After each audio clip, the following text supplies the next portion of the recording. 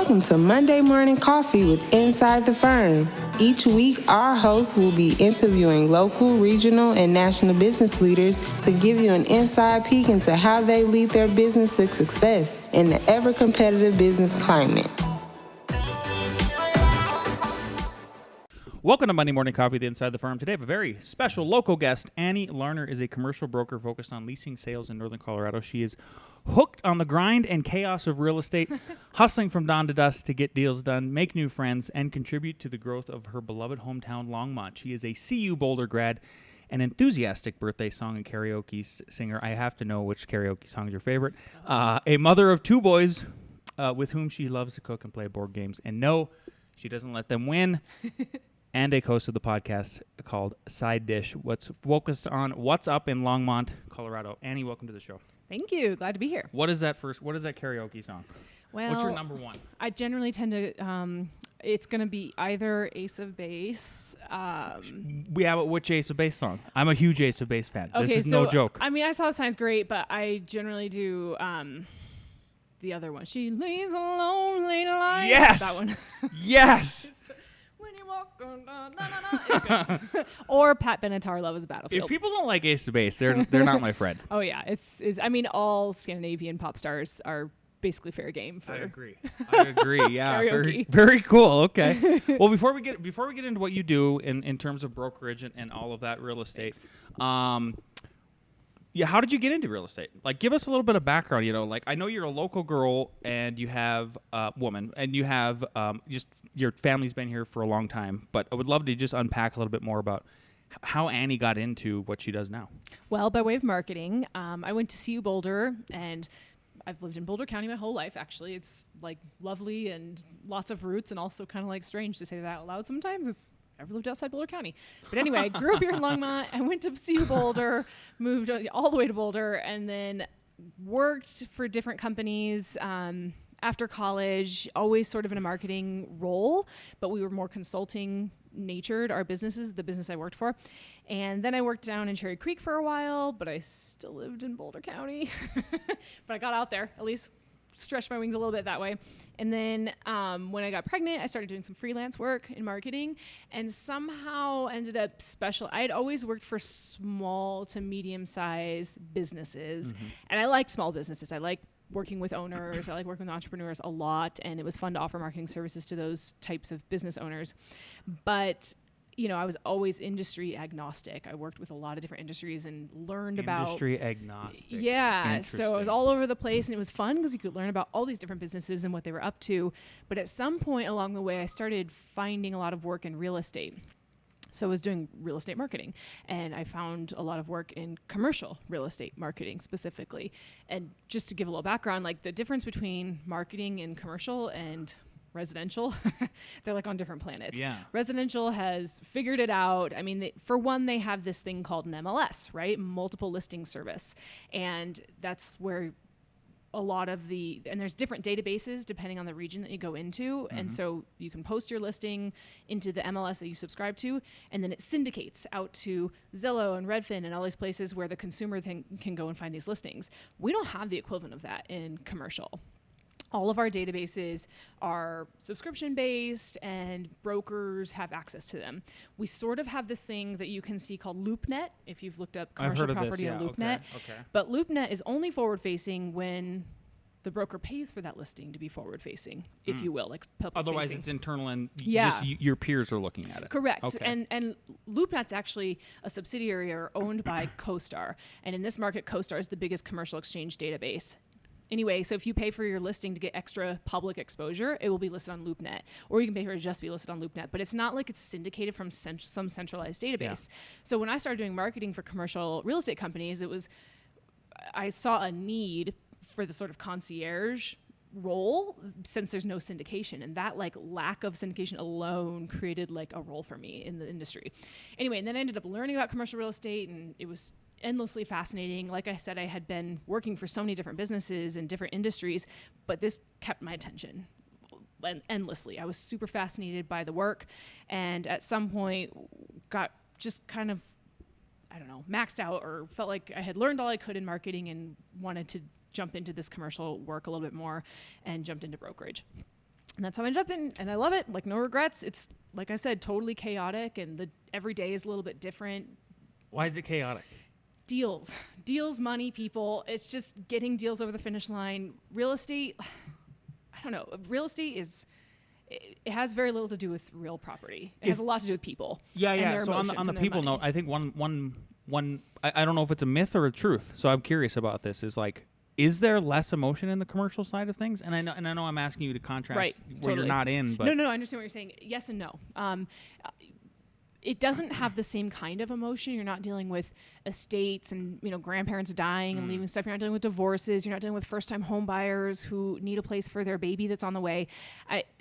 So there's less of that kind of emotion, but there certainly is drama, and drama can lead to emotion. So I think that we're junkies for that drama just as much as residential agents are. Nice. But it just looks a little bit different. Is it an adrenaline rush? Is that why you like it? You have to enjoy the ups and downs. Every day is gut punch followed by dopamine hit. Because one deal is suffering and falling apart and right in front of your eyes that you've been working on for months and months and months. And another new deal is coming up out of nowhere and great things are happening and you're getting an offer and it's just like hit, gut punch, and all day long. And you have to be, and at some point, like I'm still pretty new to the industry. How many years total? I'm at 2.5 years. Oh, okay. So I'm new, relatively speaking, but I think that the seasoned brokers, they last in the industry because they've figured out how to just maintain this homeostasis, like emotional level. And you could almost argue they're sort of dead inside. You're very alive and animated. Everybody on YouTube can see that. I'll talk to clients who are like, you have a lot of energy as well. It'll probably not burn out. After 20 years of doing this, I can imagine you just be like, nothing can like shake you. You just, no matter the bad or good things that are happening all day long, you just are sort of always in this sort of dead, out of focus state. And I do see that with some of them where I hope I don't get to be that way. And I don't think my personality is wired that way. But I think you're making a point that maybe you just said out loud is like, so clients come to me as an architect or a builder, and especially on the building side of things, and then they're like, they're like, oh my gosh, is this a big deal? And I go, no, this is fine. Like, is that what you're trying to be essentially? I think you just have to be like, and I think I've gotten better about that with my clients when their emotions are getting high or low. You're just trying to bring them back to neutral. Yeah. Just wait another day. It's like in Colorado, we have the saying, it's like, you don't like the weather, wait 5 minutes. Yeah. Real estate's the same. Like our fate changes almost daily, especially with deals, because they just are so tenuous. Mm-hmm. Do you, well, you mentioned a little bit about residential, and one of the minor reasons I wanted to have you on here, besides just your bubbly personality and get to know somebody else local that's doing business here, is, so on the you talked about the residential side of things is where they go, oh, they had marketing figured out, right, with the MLS. Like they have this, it's sort of a monopoly. Mm-hmm. I mean, this is my take too. This is not Annie's take.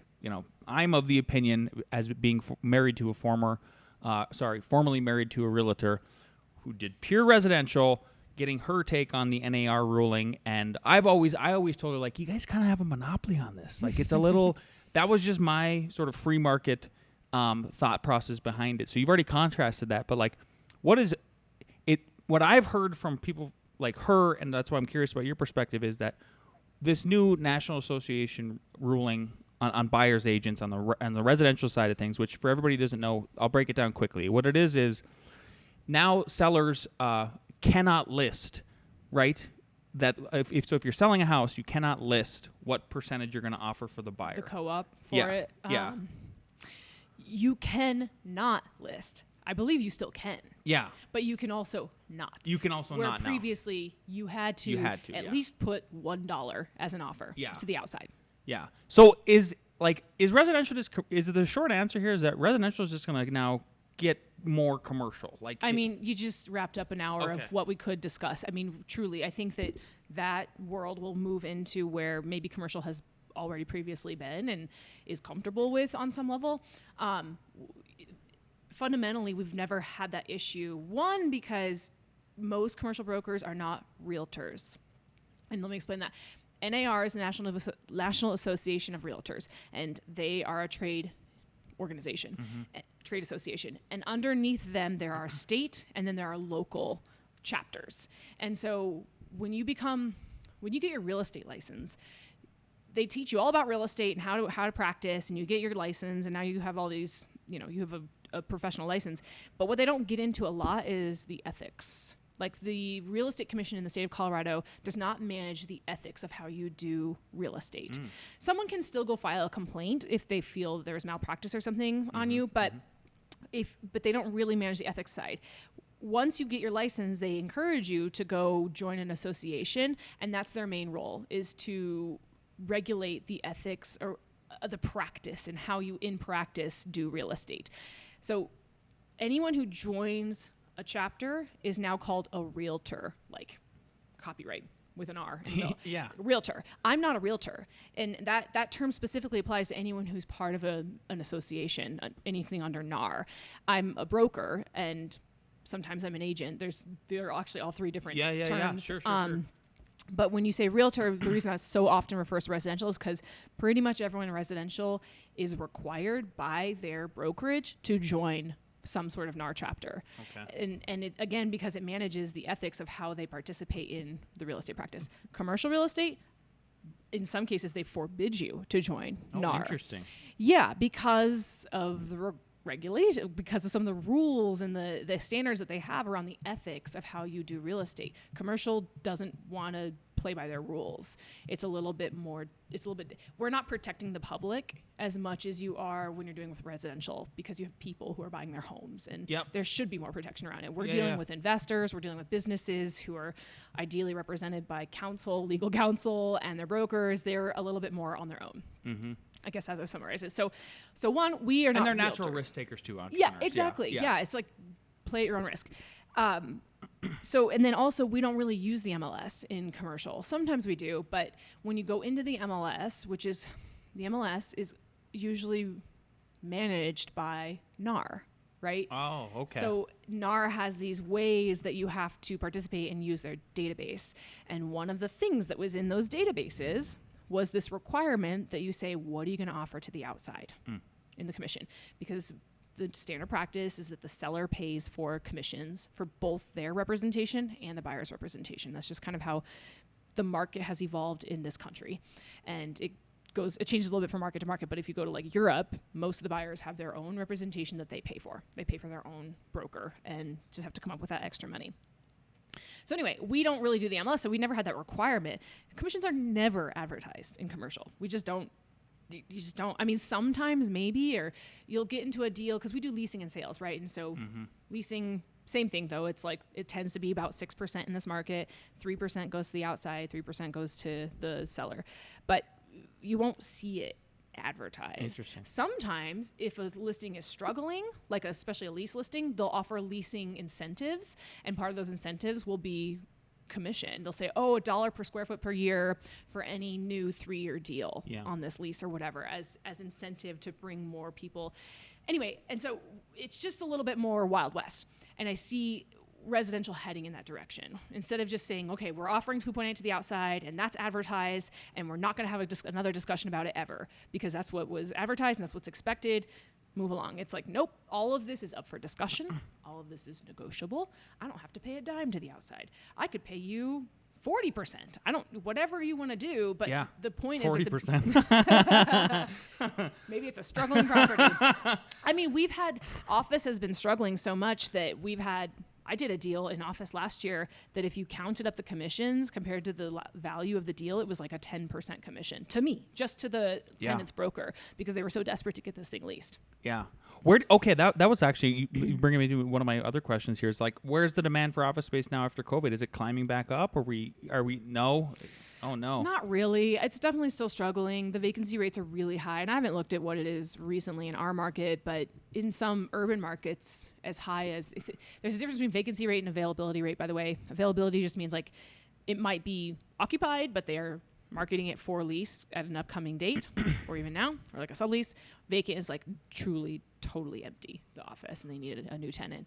But anyway, I think availability rates in like New York were pushing 25%, which is just like madness. What's a normal rate? I mean, in this area, industrial, for example, in this market is around 4%. That's pretty unhealthy. That's too tight. You don't want 4%, because that just means nobody's able to find any space. 7 to 8% is probably healthy. Okay. Wow. Okay. So a multiplier of almost like 3. That's pretty crazy. Yeah, it's a lot. I mean, but up to 12 is okay, but you don't want to have too much more than that. Yeah. I mean, Boulder, a neighboring market here, we're kind of all the same market, but Boulder, the city Boulder, they have pretty bad vacancy rates in their office because they have way bigger floor plates there. You're talking 10 to 40,000 square feet of, a single suite. So you need like a Google to fill you need Google, you need big tech companies, and those are who are specifically not utilizing office space right now. Anything smaller than like 5,000 square really even like 3,000 square feet is probably doing okay-ish. But as soon as you get into these bigger ones where you have companies that are, pulling talent from all over and it's changed. It's permanently changed. I don't see it really going back. I see maybe some, and I don't know. This is a bit of a tangent, but I heard a guy the other day say something very interesting. I think I might have told you, but he argued that millennials working from home or work from home is the millennial generation's greatest act of civil disobedience. I think you did tell me that over coffee. It is so interesting. That's a very interesting And I just think I do too. He was like, our entire daytime economy and all of our infrastructure is founded on and built on and dependent upon people going to work.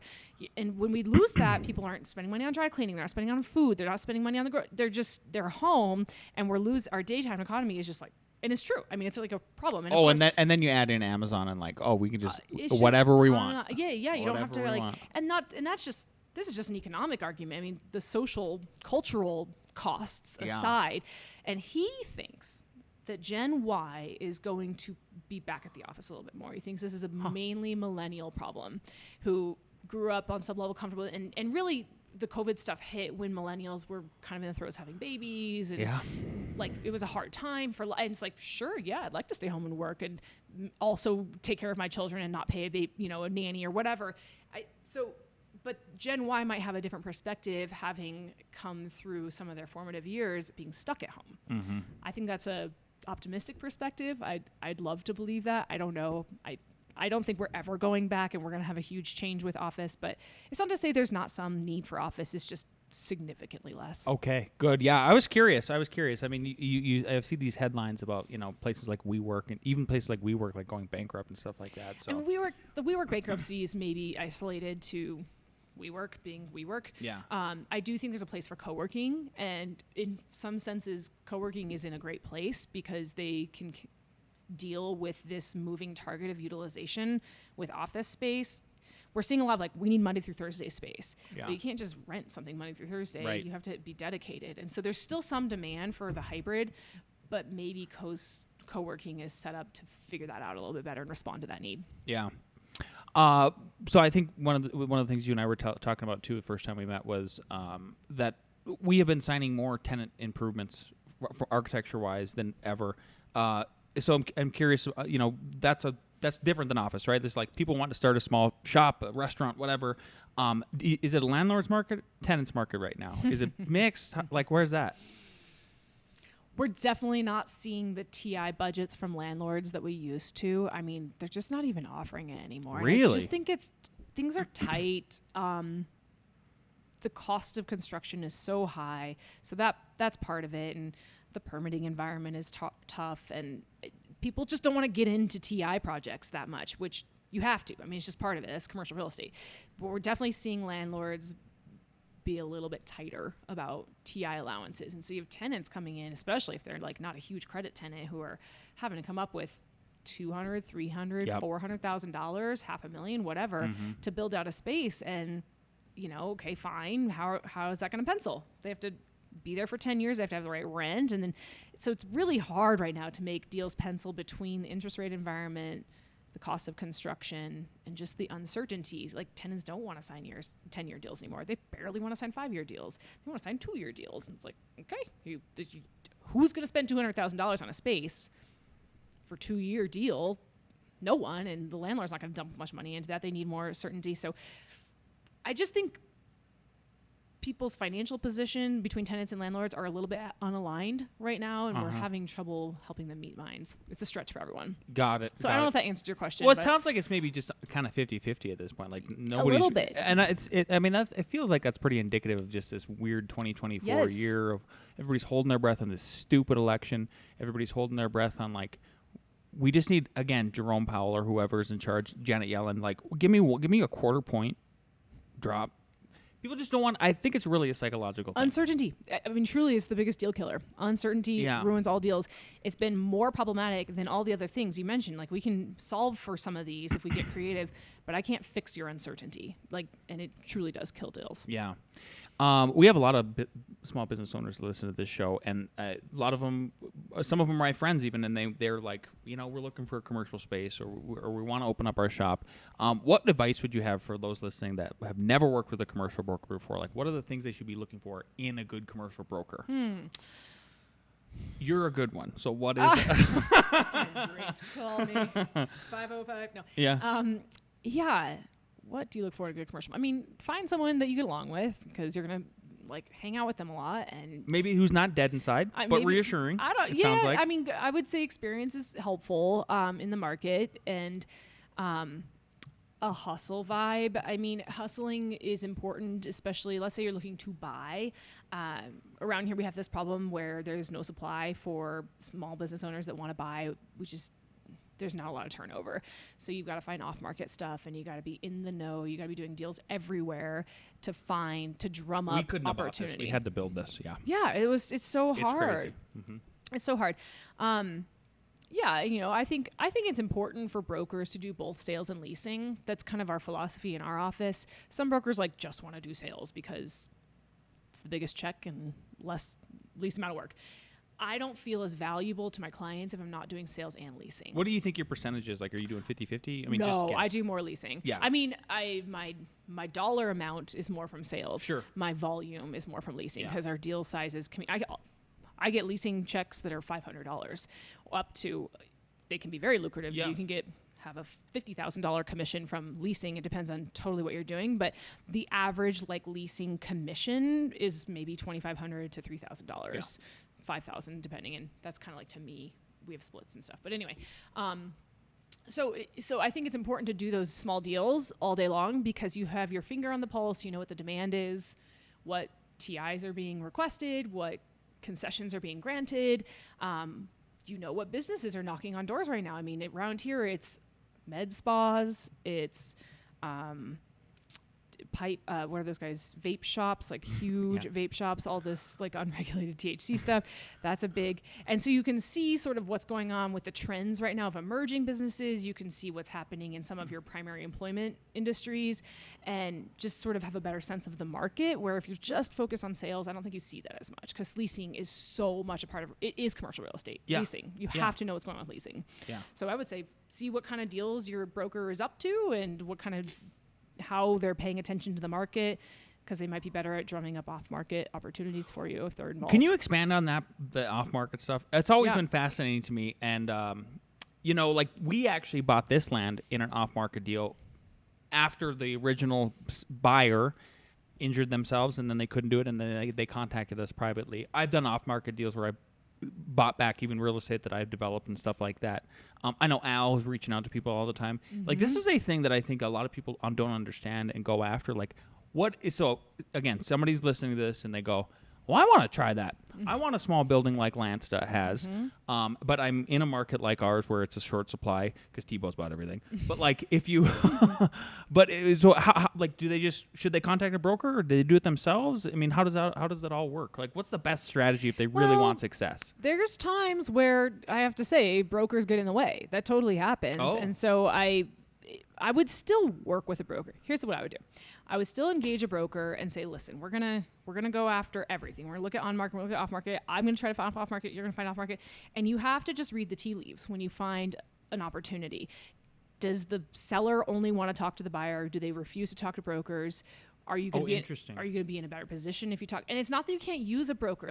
Some people think, well, I found the deal, therefore I don't need a broker anymore. It's you got 10% of this done. You got 8% of this done. The other 90% is getting this deal over the finish line, which is excruciating and so hard. And there's so many ways it can go south, so many ways you can go off the rails. And that's where I think a broker actually provides a lot of their value, is in getting it over and making sure you're not. They're a trusted advisor. I think that's the phrase I like to use all the time. Totally. Yeah. And closing a commercial building is a lot more complicated. We go under contract for 90 days minimum. Oh, the financing's way different. Financing, everything. You have to do environmentals. Like, there's a lot of stuff to watch out for that a broker could be valuable with as you get that over the finish line. So if you get to a situation where you have an off-market deal and it's best to not bring your broker in, the seller's not going to pay for your broker's commissions, be ready to pay your broker's commissions and just negotiate it between the two of you. If you only want to pay them 2% because you found it and you're working with the guy, but you still need help to go to the finish line, talk to them about it. Just see what they're willing to negotiate with you. They might say, pound sand, I want 3%. I'm going to make this awesome for you. That might not be who you want to work with. I don't know. It depends on, we still, even with all this NAR stuff, it's amazing to me how many brokers still are throwing fits about commissions and saying things that don't count in this world anymore. Like, oh, that's the market standard, I deserve this. It's like, no, it's negotiable. Yeah. And what, like, it's supposedly, if we're in a free market environment, then it's like whatever the market will bear. It is. And I actually think that the market will end up protecting commissions, because if you offer more commission, or you offer to pay the buyer's broker, then you are you're sweetening the deal for your property. In theory, yep, in for theory. sure. And that will happen, and sometimes it won't. And if it's really competitive, you have this super hot shit piece of property, and you know that everybody's going to come around, and you could say, I'm not offering anything. Pay for your own broker and see how it goes. Yeah. And we've been experimenting with it a little bit. We had a guy in our office, this is a great story, who found an off-market industrial building. He found a seller who was owner who was willing to sell. He didn't want to take it to the market. He said, go find me a buyer and I'll sell it. This is what I want to sell it for. And so he got on the phone and started calling a bunch of brokers in the area and said, I've got this great industrial building. Here's what it is. And this is the kind of supply that's really low. So everybody's super into it. But he said, but listen, there's not an outside commission offered. You got to pay your own commission. And some of these brokers got super pissed and hung up on them. Well, one of the brokers they called said, okay, I'll be back in touch. And he hung up, and he came back with a really good offer. And he said, you can have my offer, but you have to pay my commission. So there again, great. And it was such a good offer, they couldn't refuse it, that the seller said, okay, I'll pay it. Yeah, it makes sense. So it's just, again, we had the conversation about commissions from the very beginning. We're upfront about it. It pissed some people off, and other people got creative and said, okay, I'll respond to that, and I'll bring a really good offer, and you will pay my commission. It's just negotiable, right? Yeah. It's all part of the deal term. Commissions have always been paid out of the transaction. It doesn't matter where. And it's technically, coming they from. were always negotiable on the residential side of things. That's one of the myths. Is no, they were always trust me. I have developed and sold real estate, and then for the listing agent, I said, this is what I'm paying you, and you can take it or leave it, because I've got another one ready to do the same. So yeah, exactly. Yeah. Let's switch to the lease side a little bit. Oh yeah, and sorry, hopefully I answered the question about off market. No, I think it's fantastic. Okay. All right. You're awesome. If people are like, okay, fine, I just want to lease for 2, 5, 10 years or something like that. What are 3 things that you think tenants should be looking out for? Okay, definitely get a broker if you want to lease. This is one thing that leasing will probably always continue to have commissions offered to the outside, because leasing is so hard. They have to. Sales are maybe a little bit different, but landlords are expected to and will probably always need to offer commission to a tenant's broker just to help get their property leased, and they need it. And I think tenants need representation more than probably any other party in commercial real estate. You're going up against landlord, and they're going to have their lease, and it's going to be so landlord friendly. You need someone in your corner fighting for you. I highly recommend it. Plus, they're going to have access to the market that you have no access to. You don't know where all these leasing listings are, because you don't have CoStar, and you don't have Catalyst, you don't have all these things, that these databases that I mentioned earlier. So definitely get a broker to help you lease. It is something that we get so many unrepresented tenants, and I'm like, I wish you had representation, because you're going to do a lot better in this situation. I can see how when you're representing the landlord side? Oh, okay. And in fact, in our office, sometimes, and maybe landlords don't always like this because now they're going to pay, more commission. Yeah. But with certain landlords, I insist in some cases that an unrepresented tenant who comes to me, go get a broker. Unless I feel comfortable that they're sophisticated, they've signed commercial leases before, they know what they're doing. But if it's someone who's green and new and needs help, I can't, my fiduciary responsibility is to the landlord. I can't help them, so I'll ask them or refer them to someone and say, hey, can you go get representation? Because the deal goes better, the tenant is not getting screwed. I can sleep at night. Like it's because we're going to fight along the way. And I really want to fight with a broker, not you, so go get a broker would be my first recommendation, and then figure out what you want. And, it is going to be a long haul. It is just be ready. Oh yeah. So how about this? Number 2, expectations. Expectations. Lower them? Yes. 6 to 9 months to find your space. Wow. Okay. That's an interesting stat. I'm sure there's empirical data behind this. Yes? Probably. Okay. In the world of Annie and how we see leasing. But I mean, yeah, sometimes it can go quickly. And if you're looking for like office. 6 to 9. It takes a while. Yeah, maybe you could do it 3 to 4, but 6 months, especially if you're doing something complicated that requires like build out. Yeah. Like, okay, let's say you're going to do like a retail space. Definitely 6 to 9. First of all, they're impossible to find, especially if you want something small. It takes forever for the right one to show up. You want to tour a bunch and make sure when the one comes up, it's what you want. Then you're going to make it. Then you're tour. Then you're going to throw in an LOI, letter of intent, and say, I'm interested in this, dear landlord. I want to lease it. Here's what I'm going to offer you for rent. This is what we need for term. And you start putting all the kind of a term sheet together that outlines the economics of the deal.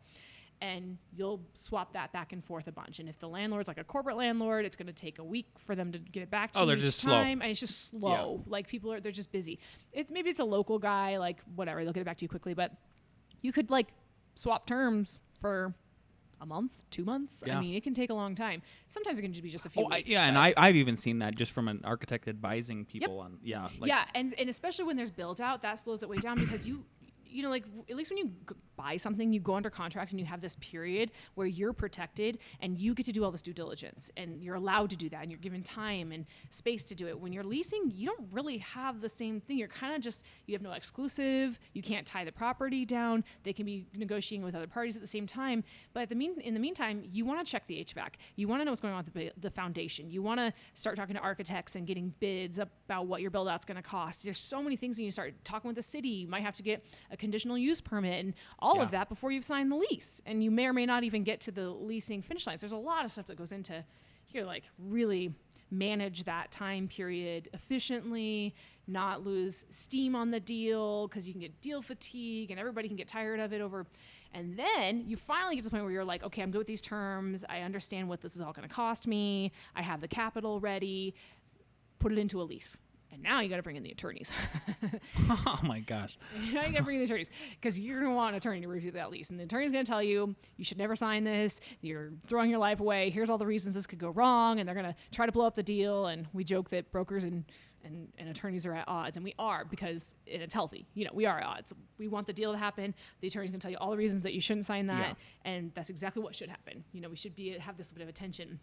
And it's up to the tenant to take agency and decide what they want to do and what they want to push forward on, who they want to listen to. I mean, we're all advising you. Yeah, I mean, now that you've unpacked that part too, I'm like, oh my gosh, this is a very intense job for you as a leasing. Yeah, I mean, you're constantly trying to get the deal to the finish line. You're managing expectations from your tenant who's freaking out. You're making sure they have the money. You're helping them connect with the right architect. You're helping them connect with the right people from the city, get an attorney, and all these people have different noise going into your client's head, and it's a lot, and they get really overwhelmed along the way, and you gotta keep things chill and still try to get it over the finish line. And even the smoothest deals that aren't even complicated come with that emotional turmoil along the way to where you even get to, okay, we've swapped our attorneys, everybody spent $3,000 on their attorneys, just swapping it back and forth. Am I ready to sign? Sometimes they don't. Oh, I bet. A lot of times they don't. A lot of time, I was gonna say. Or things change. You get all the way to that point, you put so much time and money into it, and they might not sign, and they weren't actually ready. Yeah. And I've had that happen. I had that happen with the coffee shop guy a year ago. It was we did so much due diligence for months, and ultimately it was I'm actually not ready. This is the thing I think that the general public doesn't see, that they don't understand about agents, realtors, brokers, is all the killed deals, and then what's the sunk cost, just your time putting into that. Because I think they have the impression of I'm just gonna wear a nice red dress and go walk around the space, and then we sign the deal. It's no, not even close. Oh my gosh. Yeah. And they do die. It's so brutal. I mean, all the time. Yeah. No, there's a lot that you're dealing with, and you have a lot to learn too. You gotta know about buildings and how they work, and you gotta know about zoning and planning and the cost of construction and legal terms in the leases and what it implies for the future and how things can go wrong. Yeah. And Here's the best deals that I've seen from my perspective is when there's a very proactive agent, a very proactive broker like yourself who has a lot of energy, but then they're calming. Then the tenant, potential tenant, they also consult with an architect right away, even if it's just not necessarily hiring them, but at least like narrowing it down and telling the architect, hey, I've gotten 3 proposals. I'm going to go with you. I can't sign it until I sign the lease. But at least we're talking throughout as we continue. And then they also get a GC on board. Yep. Those ones that could just go the smoothest, because then the expectations are also set on like from the building side of things, the general contractor telling them like, yeah, we're probably looking at X, Y, and Z to have to make this work. Then there's that number crunch, and then the attorney you talked about too, but then there's you helping out with that. Like a triangle essentially is what needs to happen right away. Like I'm just pleading to tenants to get a hold of people as soon as possible. As early as possible. And to your point about the timeline, once you sign that lease, now you start spending money on plans because you don't want to go spend money on all of your plans until you sign the lease. And so now you've got this lease and the clock is ticking on your free rent period, and you have to get all your plans done and then get them submitted for approval or for permitting, and then the permitting period could take God knows how long.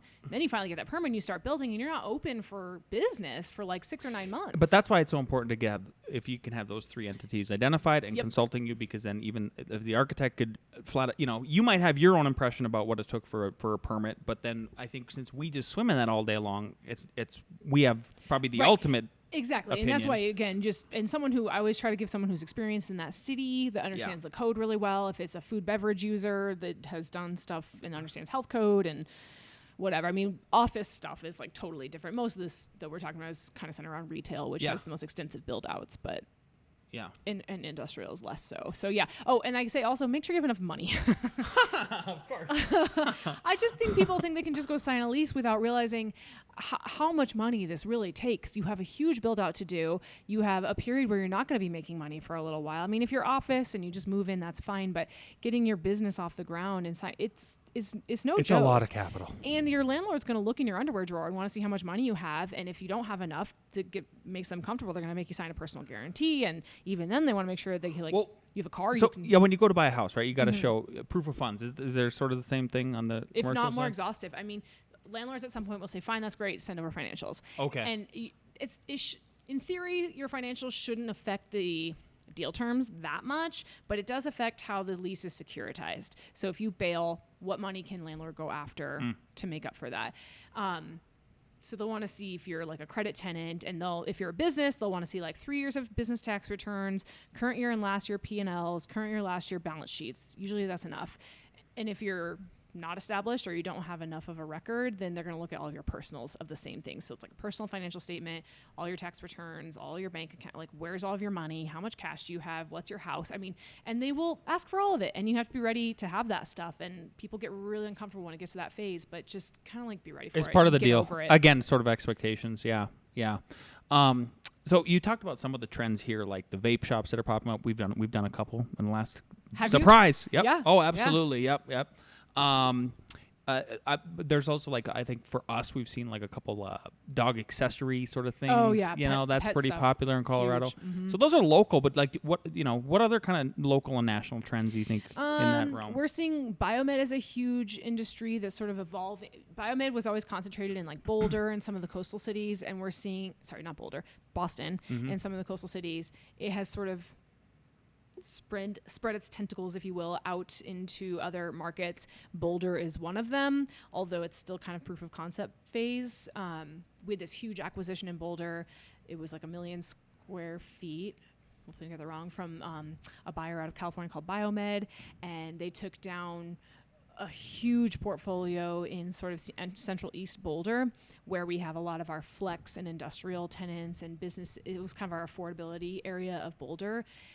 And it was a big deal because they bought all of this at $600 a square foot with the intention of putting an additional $600 into the spaces to convert it into biomed, life science users. Yeah. And it's a huge gamble, and all of us have been kind of like waiting to see if it works. We haven't seen a ton of big users come into the market yet, but I think smarter people than me see futures that I don't. But I don't know.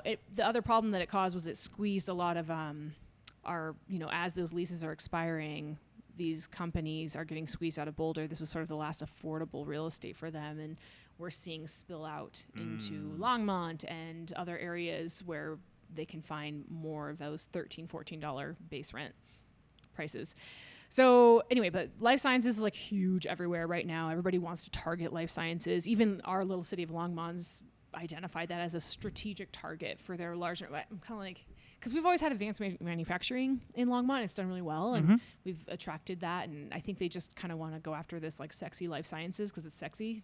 And it's another buzz thing. Just exactly. do these, but this is what we do in America. But I mean, pharma is huge, and we do have who's over there on airport anyway. No, we have a couple here in Amgen. Yeah, that facility sold a few years ago, and that's like occupied and running, and they do vaccinations and all kinds of stuff out there. But yeah, life sciences, AI right now, anything around AI, we're seeing a lot of like single guy gal shops that have come out of the university that put something together, and now they're trying to put a model around it and need a ton of computing power and office space, and are like want 1-year leases because they're going to explode in growth, and they've got like $50 million invested all of a sudden out of nowhere. So we're definitely seeing like a bunch of VC money being dumped into bros, AI. Yeah, totally. It's huge. I've signed a few office deals with groups like that.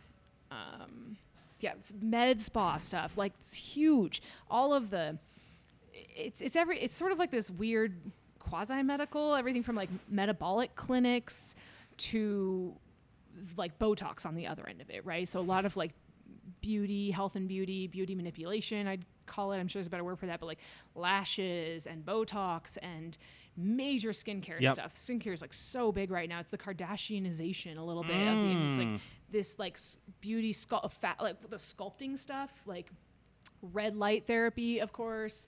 But these med spas are huge right now, and they sort of like offer a full suite of like sculpt your body and be healthy. Like, juices and teas too as well. And I don't know if you call it medical, but they call them med spas, and they're just like everywhere. Cool. I like it. We're just a little bit past the half hour here, and I got 2 questions I ask every guest. First one is knowing what you know now, and if you can go back in time when you first started as a broker, what is one piece of advice you give yourself? I've not thought about that. That's good. That's a good question. Yeah. Every once in a while, I'll have a guest ask me, and then I get stumped myself. So it's all good. I know. What would I advise myself on?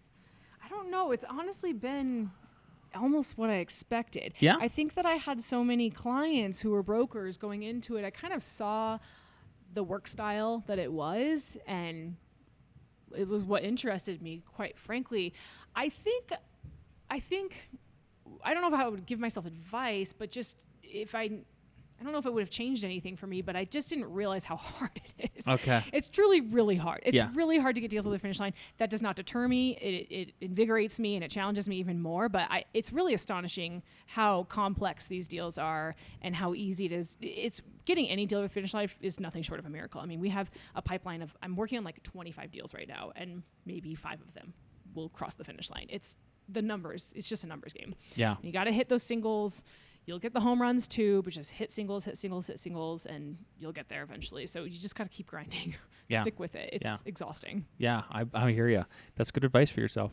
Annie, you've been a fantastic guest. If people are in the Boulder County area, if they want to get in touch with you, if they're trying to look for something, if they're trying to lease, they're trying to buy, how can they get in touch with you? Sure. You can call me, you can text me, you can email me, you can send smoke signals. I respond to everything. Nice. I have no boundaries. My email is annie@marketboulder.com. And that's probably the easiest. Marketboulder.com is our brokerage's website. We have about 8-9 brokers, and we definitely hang our hat on being hustlers and doing some of the things I mentioned earlier, leasing, sales, hustling, finding off market, just trying to keep our finger on the pulse in the market, staying pretty focused on this area, this northern Colorado area. I'd say that's how. Okay, awesome. Thank you for being on the show. Thanks, Lance. Yeah. Appreciate it. You're welcome.